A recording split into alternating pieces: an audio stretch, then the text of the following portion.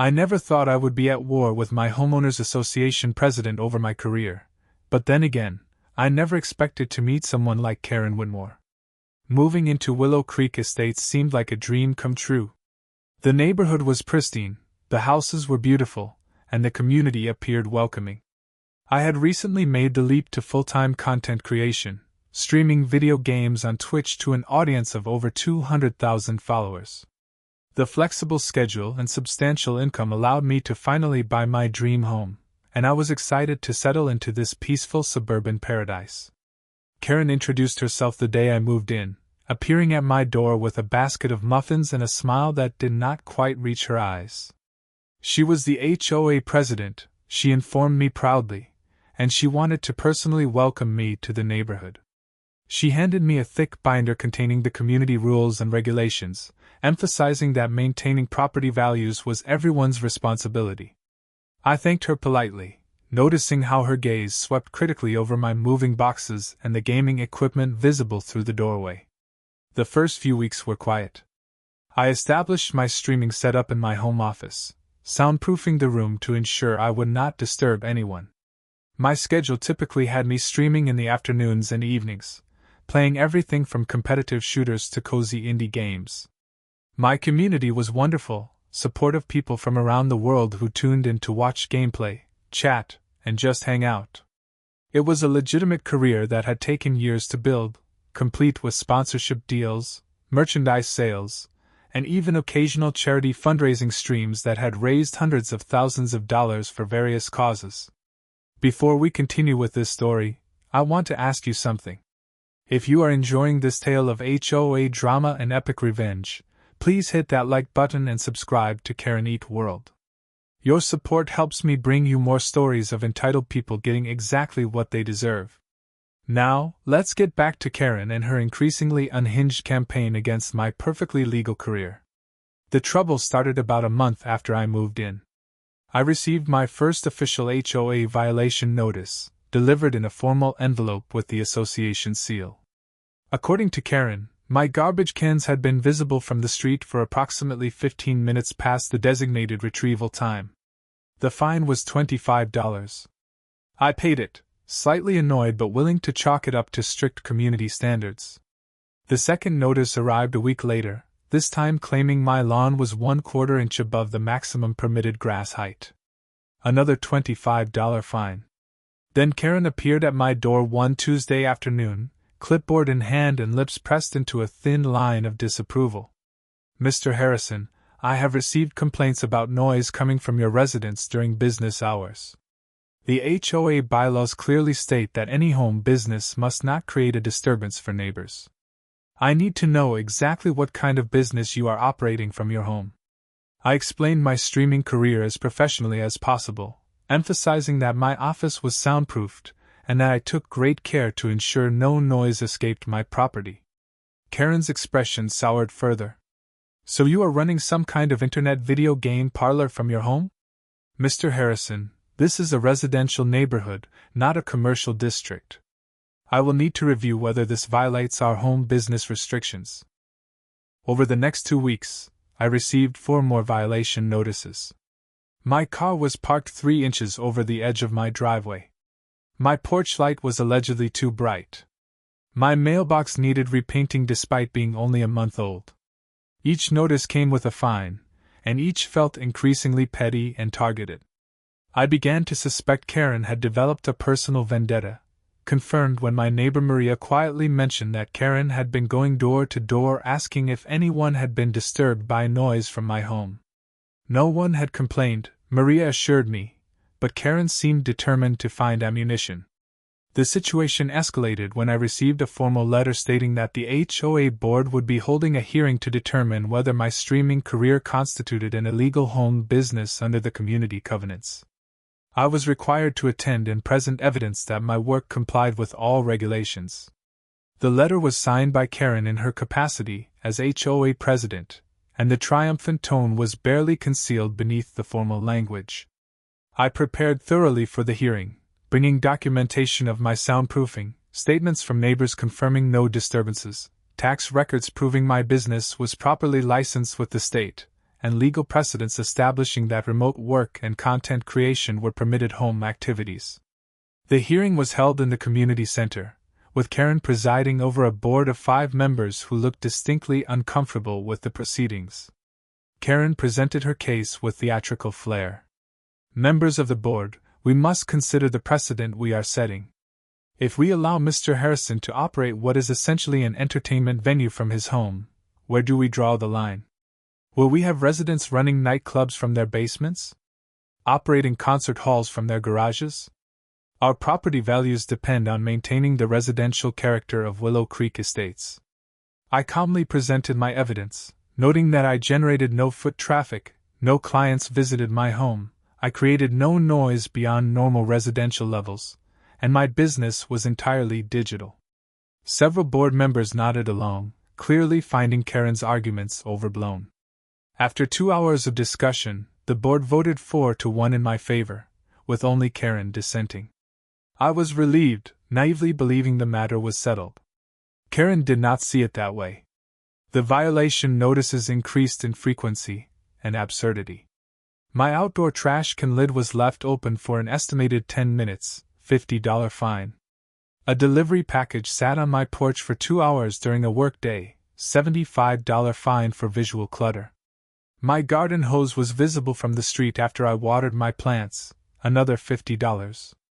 I was being fined nearly every other day, and the amounts were escalating beyond the actual penalties listed in the HOA bylaws. I consulted with an attorney, bringing the stack of violation notices that had accumulated over 3 months. My lawyer, Patricia Chin, reviewed them with increasing disbelief. "This is harassment, plain and simple. Half of these violations are not even in the actual bylaws, and the fines she's charging are 3 to 4 times the maximum amounts permitted. You have grounds for a lawsuit against both Karen personally and the HOA. But lawsuits were messy, expensive, and time-consuming. I wanted to continue focusing on my career, not spend years in litigation."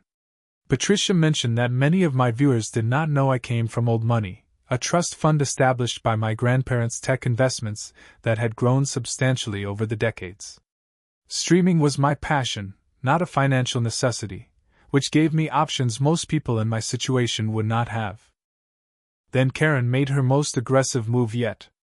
I received a notice that the HOA was pursuing legal eviction proceedings against me for operating an illegal business and accumulating excessive violations.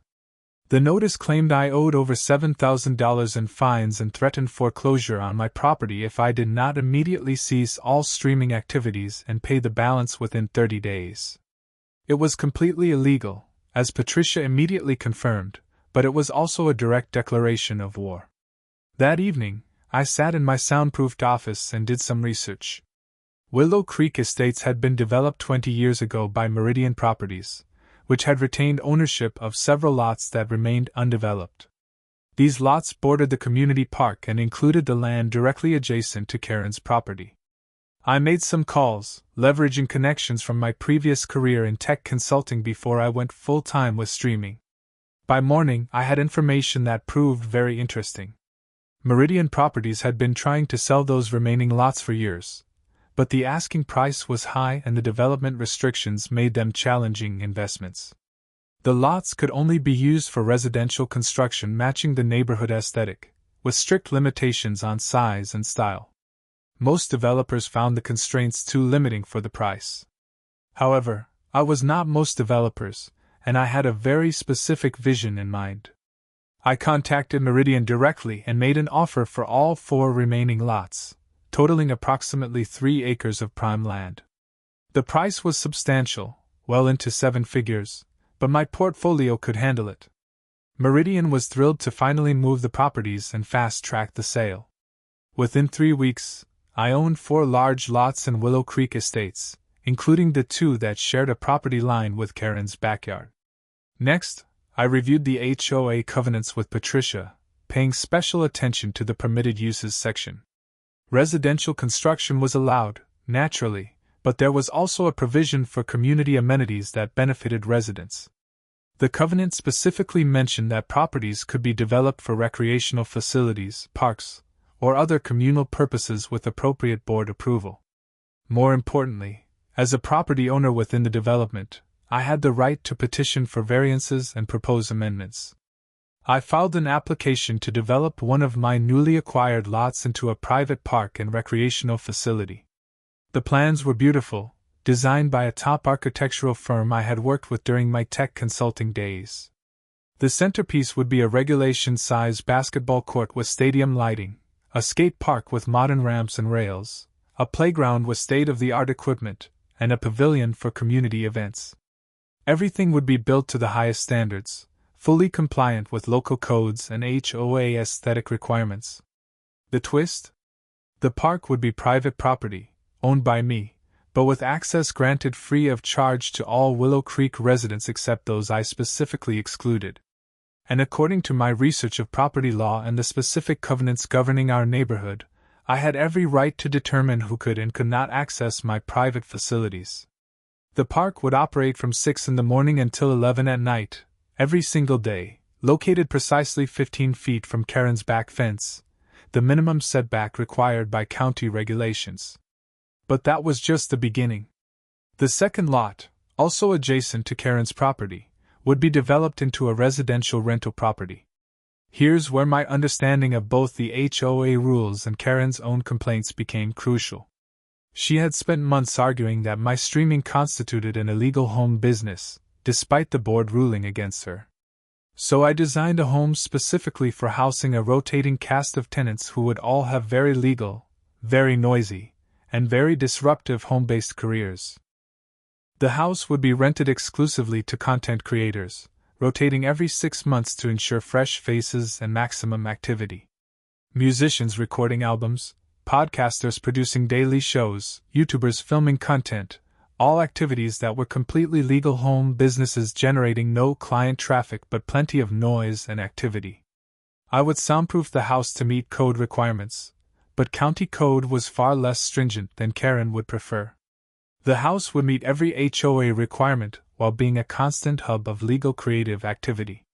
The architectural plans were masterpieces of malicious compliance.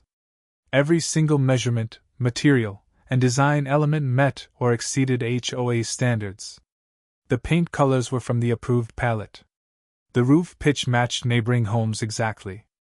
The landscaping followed the detailed guidelines perfectly. Karen would have no legitimate grounds for objection, but every element was calculated to maximize her discomfort while remaining completely legal. I submitted my development applications to the HOA board, copied to all members including Karen. The next board meeting was scheduled for 2 weeks out, and I ensured my presentations would be thorough and professional. I hired expert consultants to speak on the community benefits, environmental impact assessments showing no negative effects, and even a traffic study proving the facilities would not increase congestion. Karen tried to rally opposition, going door to door with increasingly frantic warnings about property values and neighborhood character. But I had been strategic. Before filing my applications, I had quietly spoken with many neighbors, explaining that the park would be free for their families to use and would likely increase their property values by adding premium amenities. Most were enthusiastic, especially families with children who would benefit from the playground and sports facilities. The board meeting arrived, and the community center was packed. Karen had clearly expected overwhelming opposition, but instead, she found a room full of residents excited about the new park. I presented my plans with calm professionalism, walking through every detail and addressing every potential concern. The recreational facility would be maintained by professional landscaping services. The lighting would use directed fixtures to minimize spillover. The park would have security cameras and would be gated, with access codes provided to all approved residents. When Karen stood to object, her arguments sounded hollow and desperate. "This is clearly a vendetta against me personally.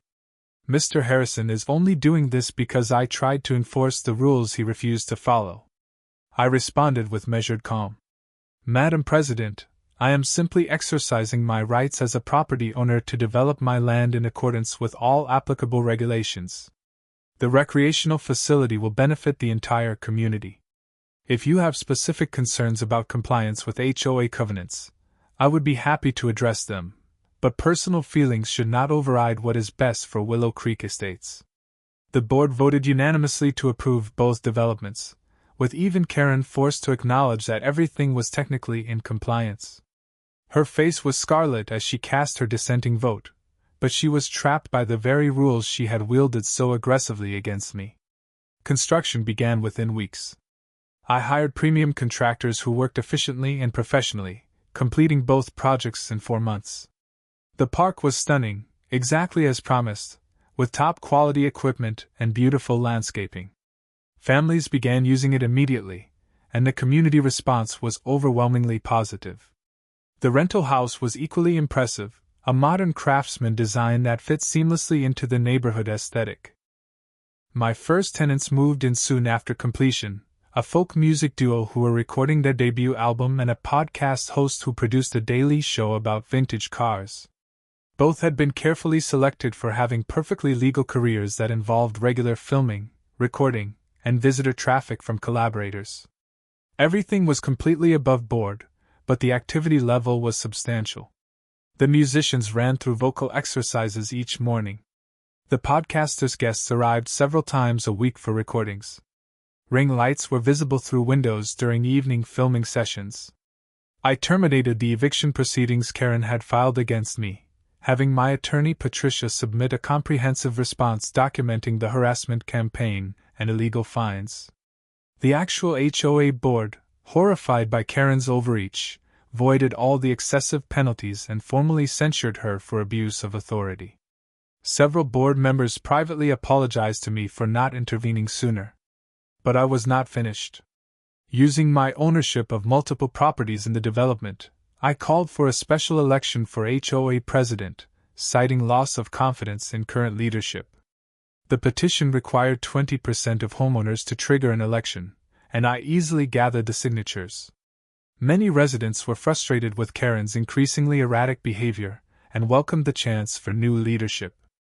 During this time, I also quietly purchased the third and fourth lots I had acquired, the ones not adjacent to Karen's property.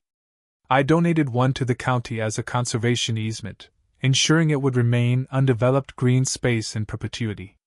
This move earned me significant goodwill and positive press coverage in the local newspaper. The fourth lot, I announced plans to develop into a community garden with plots available free to all residents, another popular amenity that further cemented my reputation as a generous neighbor. The election was scheduled for 6 weeks out, and I did not even need to campaign. Karen's opponent was a retired teacher named Robert Martinez, a calm and reasonable man who promised to focus on actual community needs rather than petty enforcement. He won by a landslide, with Karen receiving only 7 votes out of 133 cast. Stripped of her position, Karen was now just another resident, subject to the same rules as everyone else. But she was also a resident living directly adjacent to a busy private park that operated 13 hours a day with children playing, basketballs bouncing, and skateboards clattering. She was also living next to a rental property that housed a rotating series of content creators whose legal home businesses generated constant activity. The true genius of my revenge became apparent over the following weeks. Every single aspect of both properties was completely legal and fully compliant with all regulations.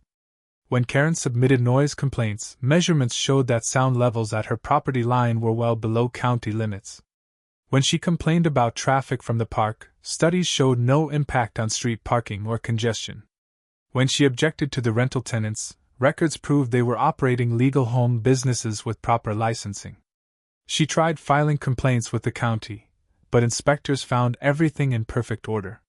She attempted to sue me personally, but her attorney withdrew from the case after reviewing the facts and realizing there was no legal basis for action. She even tried to organize a petition to force me to close the park, but found herself isolated as other residents loved the amenity and saw her opposition as purely selfish. The ultimate irony was not lost on anyone in the neighborhood. Karen had spent months arguing that my streaming career was an inappropriate home business that disturbed the residential character of Willow Creek Estates. Now she lived next to an entire house full of content creators operating various home businesses, all perfectly legal, all generating far more visible activity than my quiet streaming ever had. Her own arguments had been used to justify their presence. I ensured the park was programmed with activities during peak times. Summer camps for kids used the basketball court for morning sessions. Teenagers gathered at the skate park on weekend afternoons. Families used the playground equipment during early evenings. All completely normal recreational activities, all generating the ambient noise of people enjoying themselves, all happening 15 feet from Karen's back fence from 6 in the morning until 11 at night. The rental house saw its first tenant rotation at the 6-month mark. The musicians and podcaster were replaced by a yoga instructor who filmed daily classes in the home studio and a food blogger who tested recipes while filming content. Again, both careers were completely legal home businesses, both generated regular activity and visitor traffic, and both were protected by the same regulations Karen had tried to weaponize against me. Karen's property value actually increased due to the proximity to park amenities, which made her fury even more impotent. She could not even argue economic harm. Her quality of life had been impacted exactly as much as mine had been impacted by her harassment campaign, except my revenge was permanent, legal, and celebrated by the community as a generous contribution. I ran into Karen one Saturday morning at the park. She was standing at her back fence, watching children play on the equipment I had installed. Her expression was a mixture of rage, disbelief, and defeated recognition. Our eyes met across the playground, and I offered her a pleasant smile and a small wave. In that moment, I watched the full reality crash over her like a wave.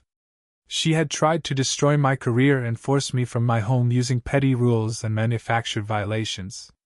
In response, I had used my resources to permanently alter her living situation in ways that were completely legal, widely celebrated, and impossible to undo. Every single element of my revenge was technically a generous community contribution. The park that annoyed her was free for families to enjoy. The rental house that disrupted her peace housed creative professionals pursuing their dreams. She had wielded the HOA rules like a weapon, never imagining someone might have the resources and patience to master those same rules and use them with far more devastating effect. Her own complaints about home businesses had established the precedent that made my rental house unchallengeable. Her obsession with rules and regulations had blinded her to the possibility that someone might follow every rule perfectly while still achieving total victory. Karen's face drained of color as understanding crystallized. She gripped the fence, knuckles white, staring at the park full of happy families and then at the rental house where my current tenants were filming a gardening tutorial video in the front yard. She finally understood that this was her new reality, forever, and there was absolutely nothing she could do about it. If you enjoyed this story of epic HOA revenge, please smash that like button and subscribe to Karen Eat World for more tales of entitled people getting exactly what they deserve. Your support means everything and helps me bring you more satisfying stories of karmic justice. Thanks for watching, and I'll see you in the next video.